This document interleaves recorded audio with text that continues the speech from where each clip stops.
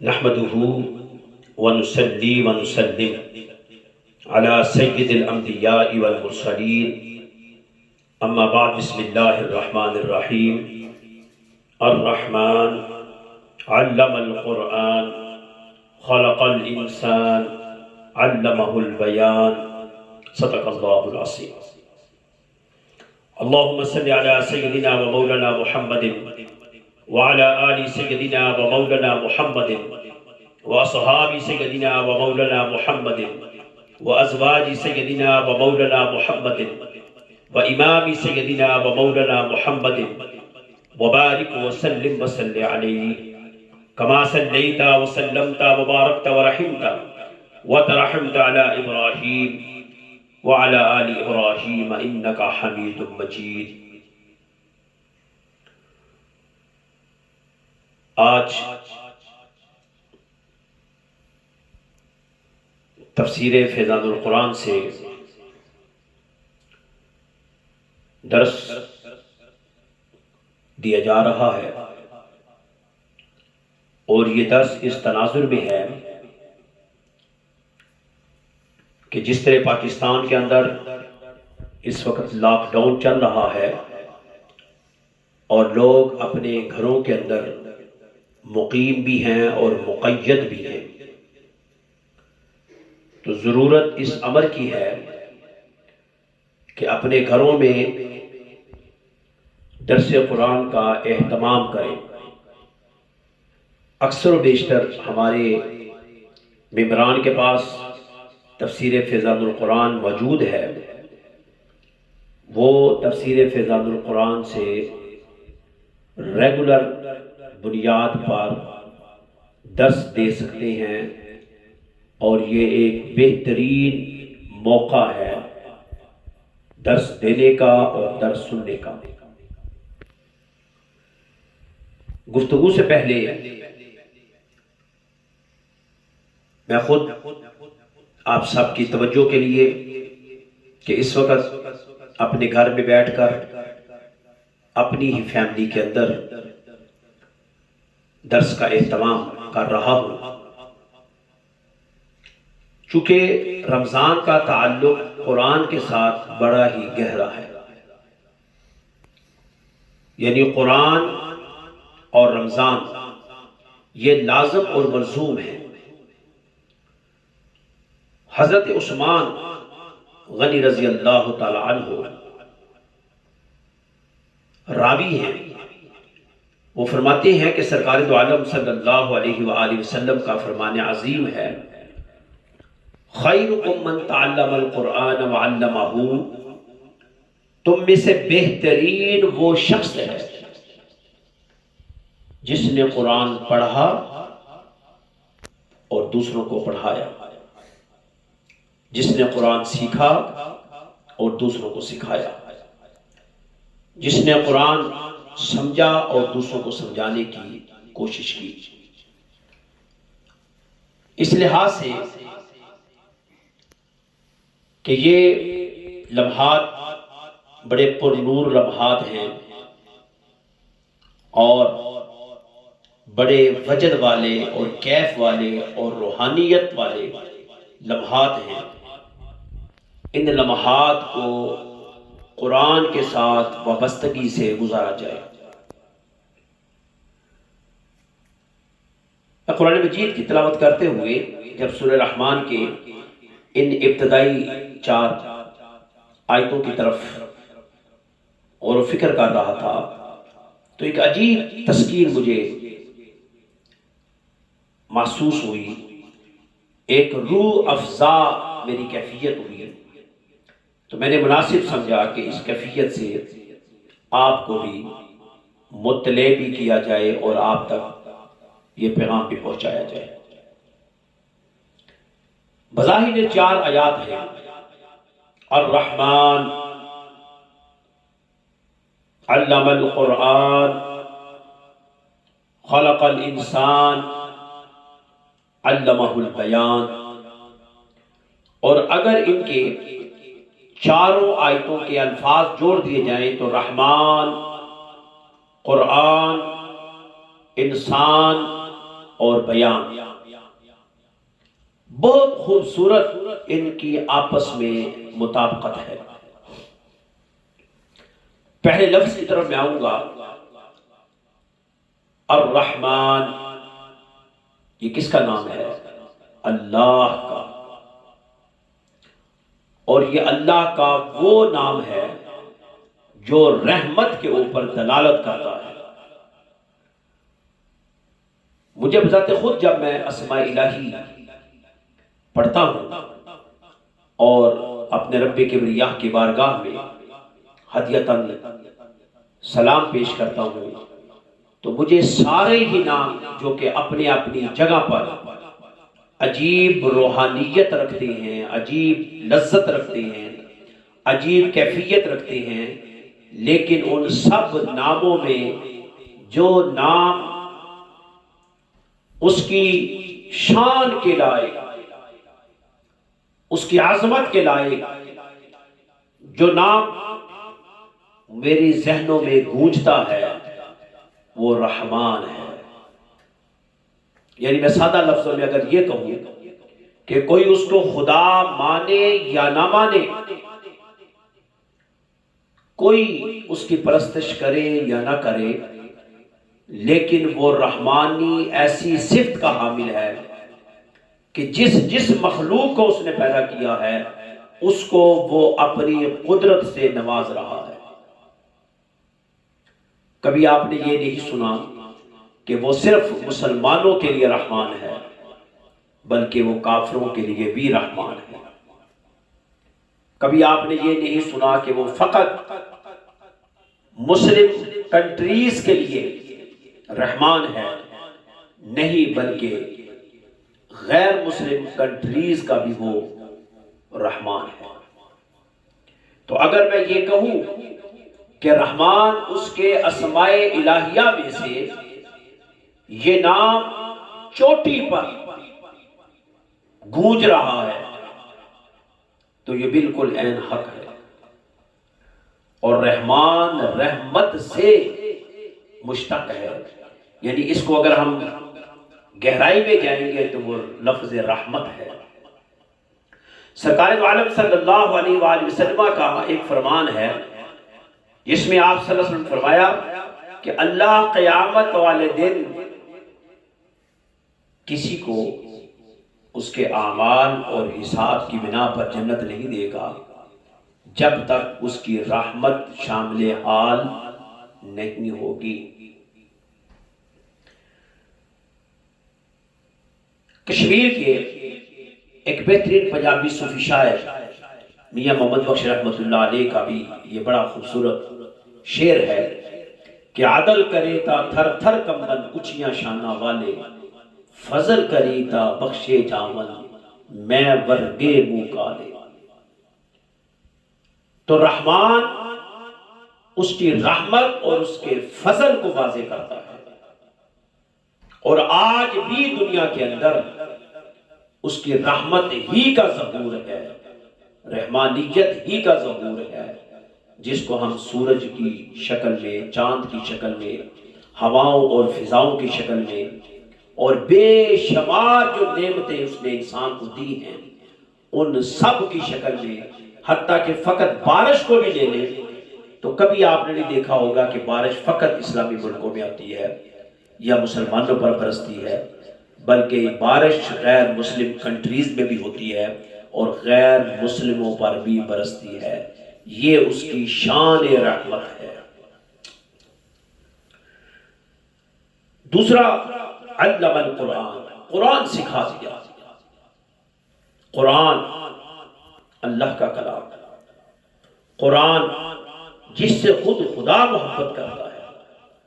سرکار دو عالم صلی اللہ علیہ وآلہ وسلم کا یہ بہت خوبصورت فرمان عظیم ہے کہ اللہ جل مجدہ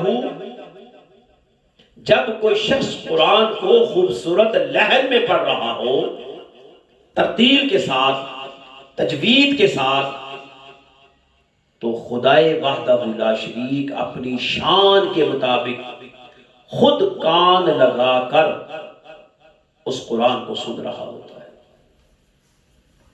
میں کئی مرتبہ پیغمبر مصطفیٰ صلی اللہ علیہ وآلہ وسلم کی اس حدیث کو جب سنتا ہوں تو بڑی ایک عجیب وجدانی کیفیت ہو جاتی ہے کہ رمضان کے دنوں میں سرکار دو عالم صلی اللہ علیہ وسلم کا یہ معمول ہوتا تھا کہ جبرائیل امین کو قرآن سناتے تھے اور جبرائیل امین سے سنتے تھے.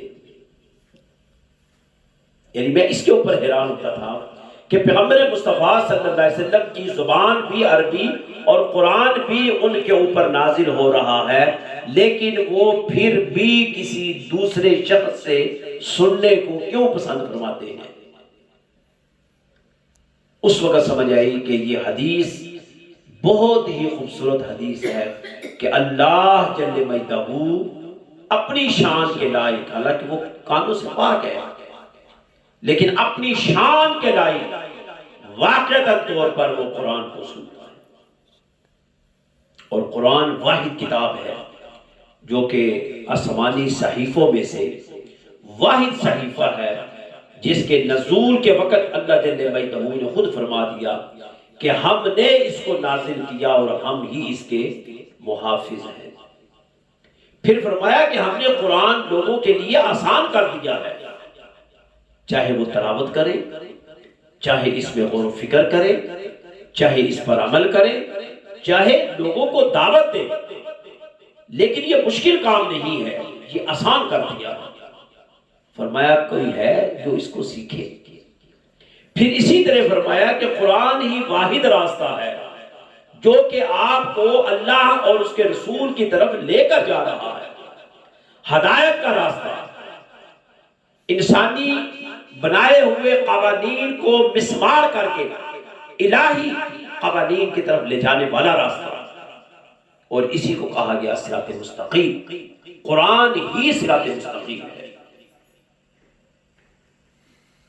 بلکہ یہاں تک ہے کہ قرآن سمپل اگر آپ پڑھتے ہیں تو میرے آقا علیہ الصلوۃ والسلام کا یہ فرمان ہے کہ ایک لفظ، ایک حرف پڑھنے پر 10 نیکیوں کا ثواب ہے.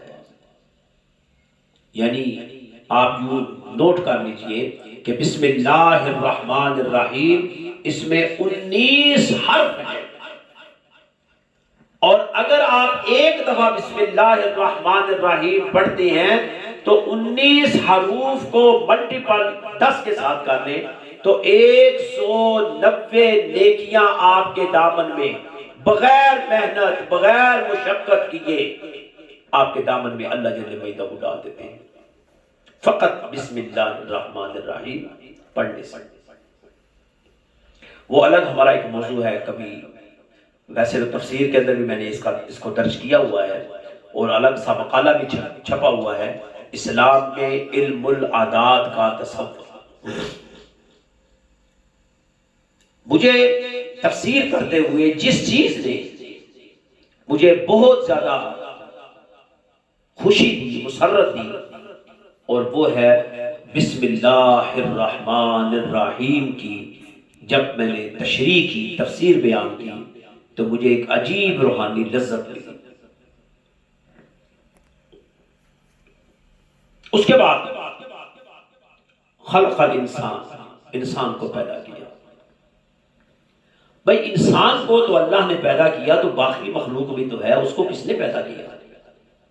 صرف انسان ہی کا ذکر اسپیشلی طور پر کیوں کر دیا گیا، اور خاص کر کے اس جگہ پر جہاں پر رحمان نے اپنا ذکر کیا، قرآن کا ذکر کیا اور پھر انسان کا ذکر کیا؟ کیا نباتات کو اس نے خلق نہیں کیا؟ کیا پتھروں کو اس نے خلق نہیں کیا؟ کیا ملائکہ کو اس نے خلق نہیں کیا؟ کیا جنات کو اس نے خلق نہیں کیا؟ کیا حیوانات کو اس نے خلق نہیں کیا؟ خاص کر کے اسی طرف کیوں اشارہ کیا؟ خلق الانسان، انسان کو پیدا کیا. اس میں کوئی راز تو ہے کہ انسان حقیقت میں مظہر خداوندی ہے، وہ چلتا پھرتا زمین کے اوپر خدا کا ایک نمائندہ ہے، اور وہ خدا کی نمائندگی اس زمین کے اوپر کر رہا ہے کہ اس قسم کا انسان دنیا کے اندر کوئی بھی خلق نہیں کر سکتا. آج جتنی بھی انسانیت نے سائنس کے اعتبار سے، ٹیکنالوجی کے اعتبار سے ترقی کی ہے، وہ ساری کی ساری ترقی کہاں سے آئی ہے؟ کوئی کہہ سکتا ہے کہ انسان کی از خود اختراع ہے، ایجاد ہے؟ نہیں۔ اگر اس کو بیک پر چلے جائیں تو وہ لفظ آپ کو قرآن ہی سے ملے گے جس میں فرمایا گیا وَعَلَّمَ آدَمَ الْأَسْمَاءَ كُلَّهَا، اللہ نے سارے ہی علوم آدم کو سکھا دیا۔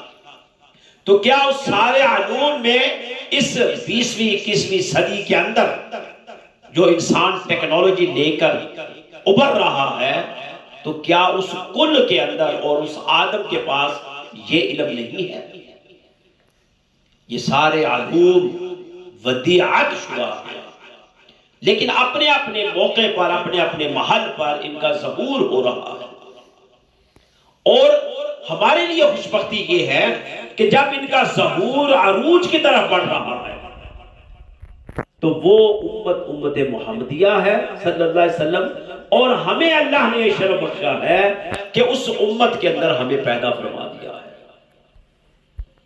ہم اس زمانے کے انسان نہیں ہیں جب انسان کا کام فقط زمین سے کاشت کرنا یا پتھروں سے آگ نکالنا کام تھا۔ فقط انسان اپنی زندگی کو بقا دینے کے لیے کپڑے اور کھانے کا اہتمام کرتا تھا، اور رہنے کے لیے ہلکی سی جھونپڑی کا اہتمام کرتا تھا۔ آج انسان نے وہ ترقی کر لی کہ ایکڑوں کے حساب سے اس کے گھر ہیں اور اس کے کاروبار ہیں، اس کے ادارہ جات ہیں، اس کے ملازمین ہیں، اور ترقی کا اس مدار پر پہنچ چکا ہے کہ انسان اگر یہ سمجھے کہ یہ ترقی میری ہے تو پھر وہ انسان نہیں، پھر اس کے اندر تکبر ہے، اور اگر یہ سمجھے کہ یہ ترقی میرے رب کی طرف سے ہے، ودیعت شدہ ہے، تو اس وقت وہ انسان ہی انسان ہے۔ اس کا مطلب یہ ہے کہ وہ اللہ جل مجدہ کے سامنے اپنی طاقت، اپنی قوت کو سرنڈر کر چکا ہے۔ پھر فرمایا علمہ البیان، بیان کرنے والا علم دے دیا۔ بیان کرنا انسان کا ایک پورا وجود ہے، اس پورے وجود کے اندر اس کی آنکھیں بھی ہیں، اس کے کان بھی ہیں، اس کے ہاتھ بھی ہیں، اس کا ناک بھی ہے، اس کا شعور اور فہم بھی ہے، اس کے جسم کے مختلف آرگن ہیں جو اپنے اپنے مقام پر ایک الگ علم رکھتے ہیں۔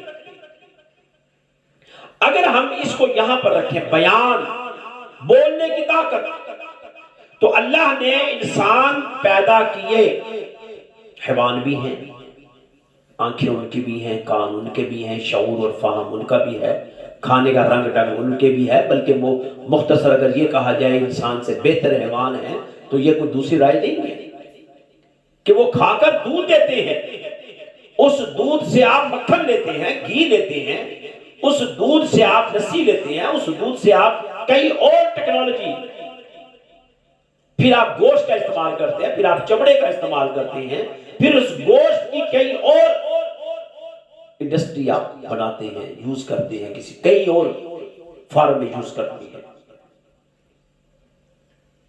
تو انسان اللہ کی تخلیق میں منفرد شخصیت ہے، اور انسان کے پاس باقی سارے اعضاء موجود ہیں، لیکن جو قدرت اس کے پاس بیان کی ہے وہ قدرت باقی اعضاء سے ہٹ کر ہے۔ یعنی ایک شخص کی آنکھیں ہیں لیکن وہ گونگا ہے، وہ کیا کرے گا؟ ایک شخص کے کان ہیں لیکن وہ بیان نہیں کر سکتا، وہ کیا کرے گا؟ ایک شخص کے شعور اور فہم ہے لیکن اس شعور اور فہم کو اپنے لفظوں میں بیان نہیں کر سکتا، تو پھر وہ کیا ہے؟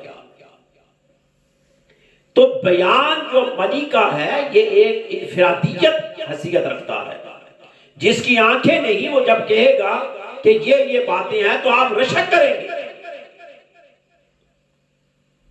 بیان تو کر رہا ہے۔ تو یہ بیان کرنے کی جو قدرت ہے یہ اللہ نے ایک خاص نطق جو انسان کو دیا ہے، یہ ایک چوٹی کے اوپر انسان کے اس پورے سرکل میں اور اس پورے آرگن میں بیان کی طاقت اور قوت سب سے منفرد ہے، اور پوری کائنات میں خلق میں بہترین مخلوق انسان سب سے مختلف ہے، اور پوری کائنات میں جتنی بھی کتابیں نازل ہوئی سب میں مختلف اور چوٹی پر جو کتاب ہے وہ قرآن ہے۔ اور پوری دنیا کے اندر جتنے بھی الہ بنے، جتنے بھی اپنے آپ کو معبود کرانے کے لیے اور پرستش کرانے کے لیے اپنے آپ کو الہ کرنے لگے، وہ سارے ہی الہ ناقص ہیں۔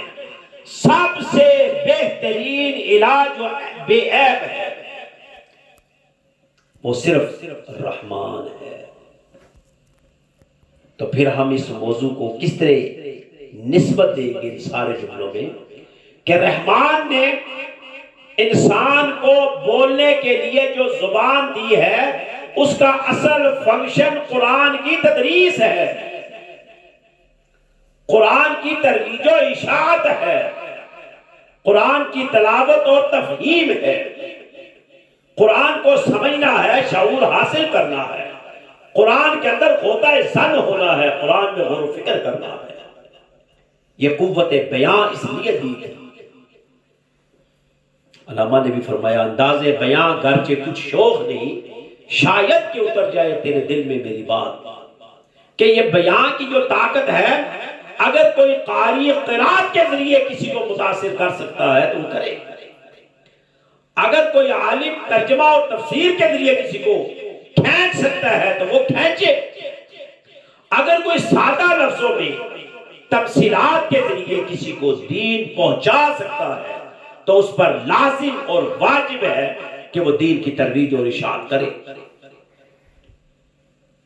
تو رمضان کا مہینہ چونکہ معدے کے اوپر بوجھ کم ہوتا ہے، افراتفری کھانے اور پینے اور پکانے کی نہیں ہوتی، تو خاص الخاص جتنا بھی ہمارا کثیف جسم لطیف کی طرف بڑھے گا اتنا ہی ہمارے روح کے اندر قرآن کا نزول ہوگا۔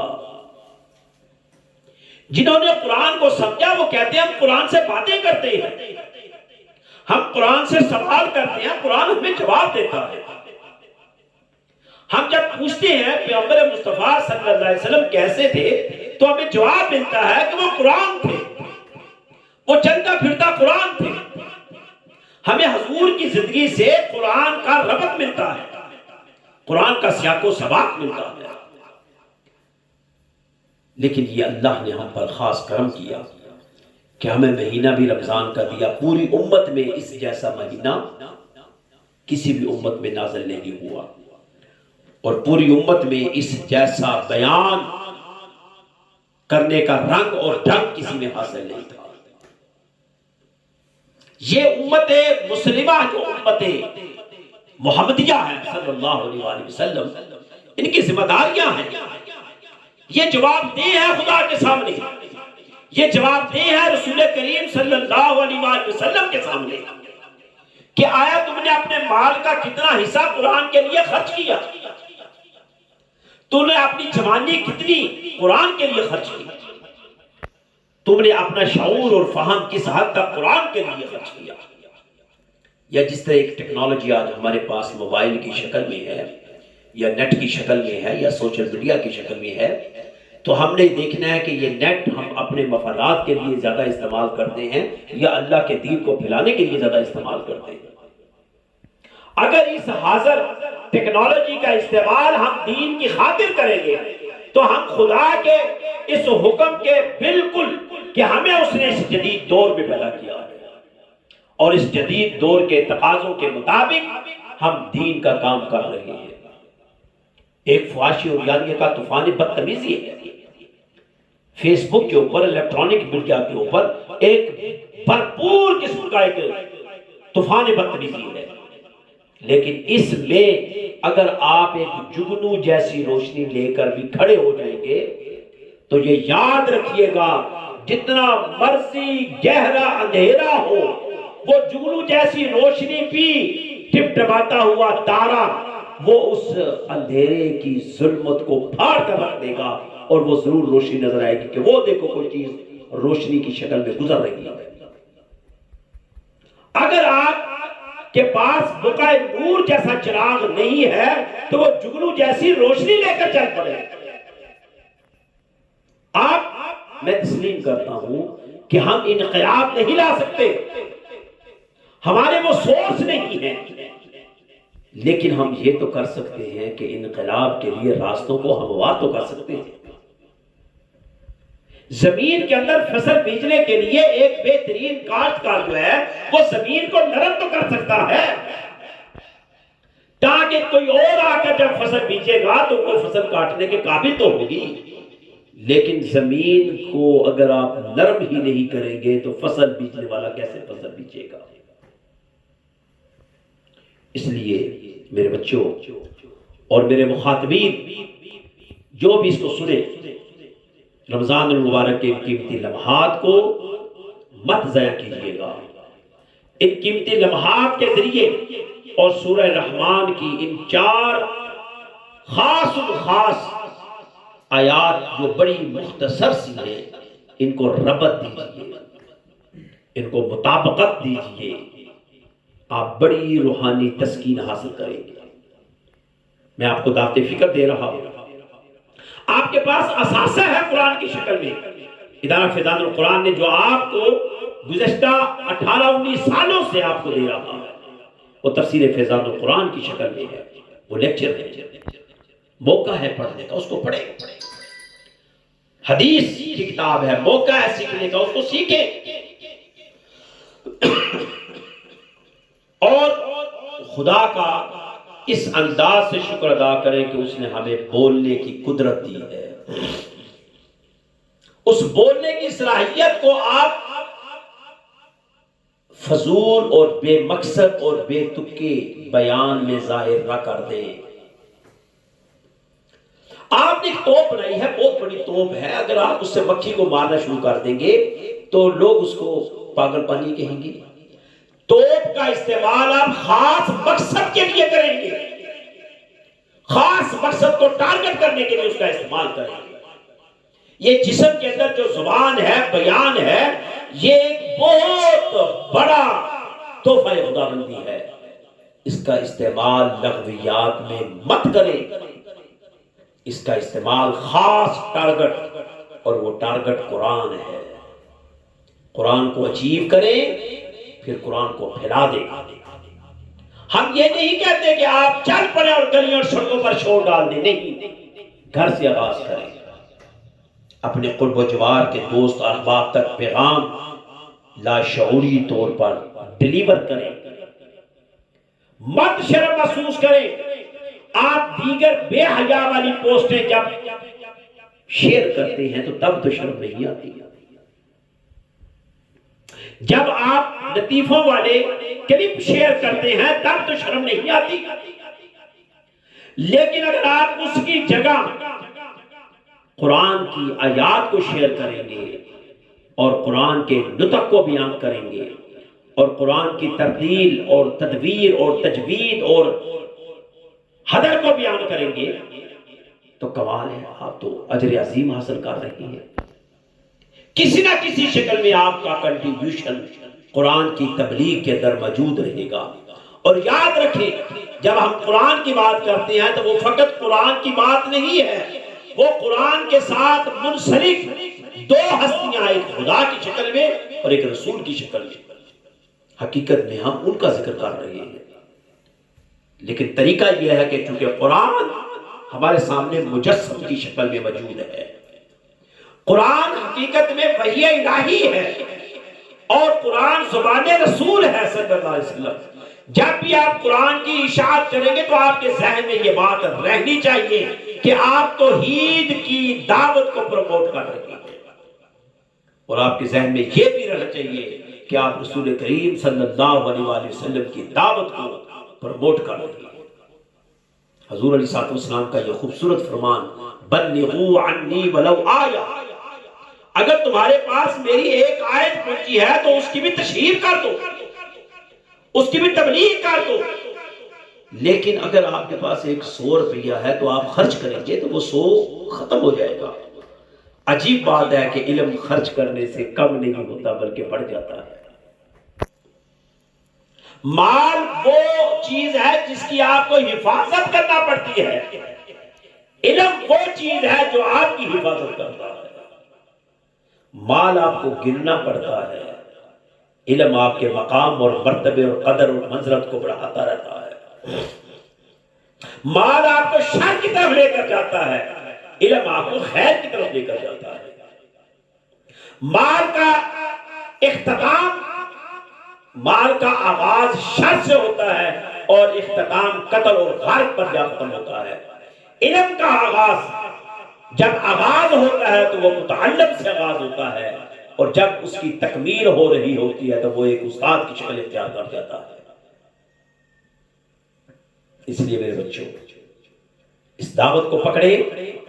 آپ جس شعبے سے منسلک ہیں، آپ میڈیکل کے شعبے کے ساتھ ہیں، آپ ڈاکٹر ہیں، آپ نرس ہیں، آپ فارماسسٹ ہیں، آپ ہاؤس وائف ہیں، آپ ہاؤس کے اندر، ہر ایک اپنا کریکٹر ہے۔ اس کریکٹر کے اندر آپ نے دیکھنا ہے کہ کس طرح پرفارم کیا آپ نے، اور اس پرفارمنس میں آپ نے کیا ڈیلیور کیا۔ اگر آپ دیانتداری سے ڈیلیور کرتے ہیں تو یہ بھی تو دین ہے۔ اگر آپ اپنی نیت کو صاف رکھتے ہیں تو یہ بھی تو دین ہے۔ اگر آپ خندہ پیشانی سے ویلکم کسی کو کرتے ہیں تو یہ بھی تو دین ہے۔